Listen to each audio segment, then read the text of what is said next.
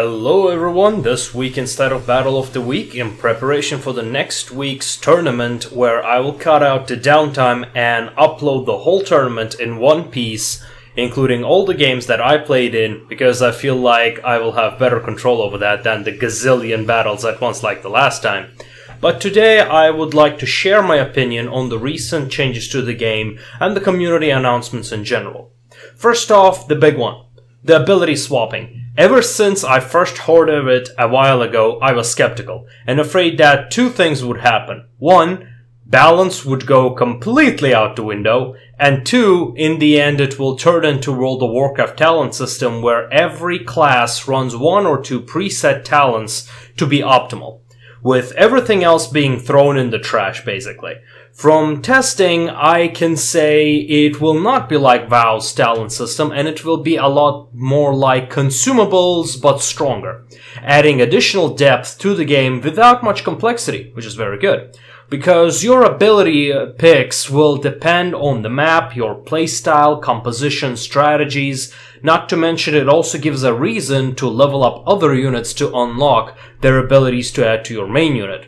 As well, which sure is cheap way to add more stuff to the game, but I love that it adds another reason to keep playing random battles. Another topic is leaderboards. Scrap it. It has failed. All it did was to glorify noob stomping for no good reason.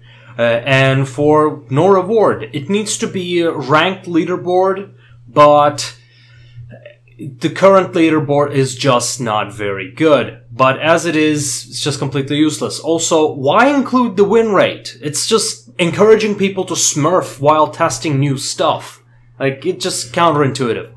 The community, in terms of community at least, we need more clan features. Period.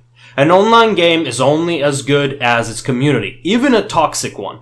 But at least to show it is being supported. From new players, I keep hearing the same thing for the umpteenth time now. Hey, what clans are there? Hey, what clans are recruiting? Can we just get a sticky on Reddit with clan names? And the ones that are recruiting, they can be in another section, and how to contact them. Please, Ardes, please. So far, outside of my clan spotlight, there has been no acknowledgement of the awesome communities that we have in the game. There are a lot of clans currently in the game, but they're just not being acknowledged, and I find that to be pretty sad. So let's talk about tournaments. You know, for a game that is intended to be an esport, there's certainly no competitive things. Sure, it's in beta, but how hard is it to organize a monthly semi-official tournament for clans to come in and practice and then have it streamed? Magic the Gathering basically became what it is by being, one, new player friendly with a clear ladder of improvement.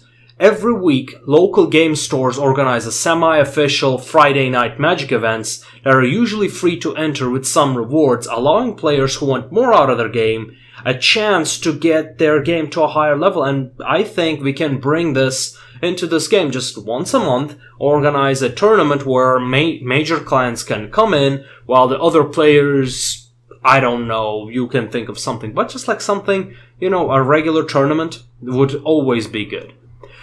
And lastly, I want to talk about premium units. I just want to make my stance clear and why I'm so up in arms about it, because my stance seemed to create some confusion among both friends and community. I think premium units should never be better than the fully equipped standard units. If you want to make them equal, sure, but make them equal in every way. But that would also destroy the unique flavors that these units have. The problem arises when you want to make these units both unique and equal to the standard units, which inevitably results in some scenarios where premium units perform better than fully equipped standard units, making that unit part of the meta and a necessity in order to compete on highest level, which puts us directly at a pay-to-win, though that is clearly not the developer's intention. So, how to fix it? Either make them all equal, or run internal tests and make sure those premiums are not better than the standards no matter the commander or scenario.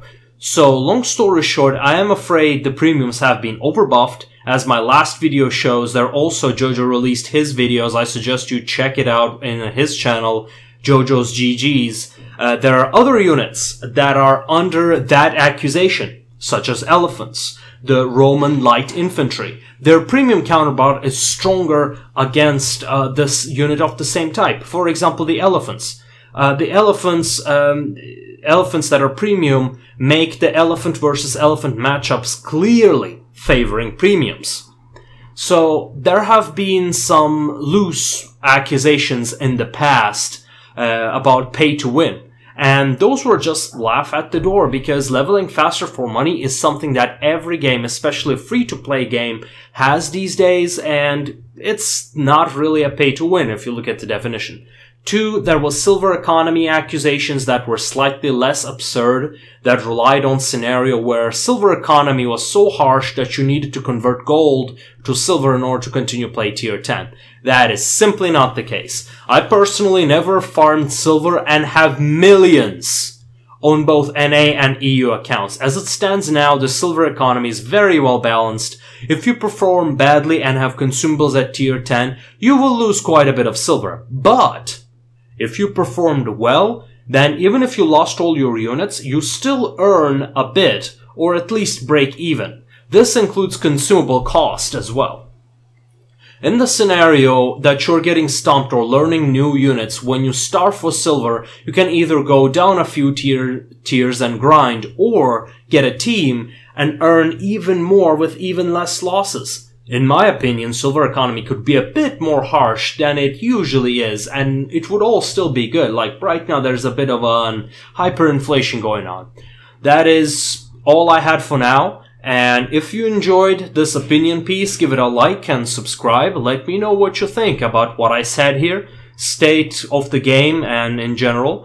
I know developers watch these stuff, for whatever reason, with highly questionable attention, so maybe we can make our voices heard outside of Reddit as well.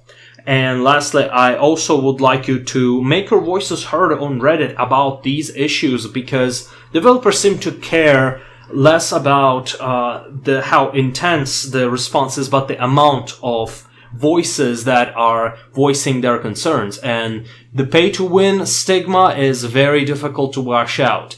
But regardless, thanks for joining me, and we'll see you next time.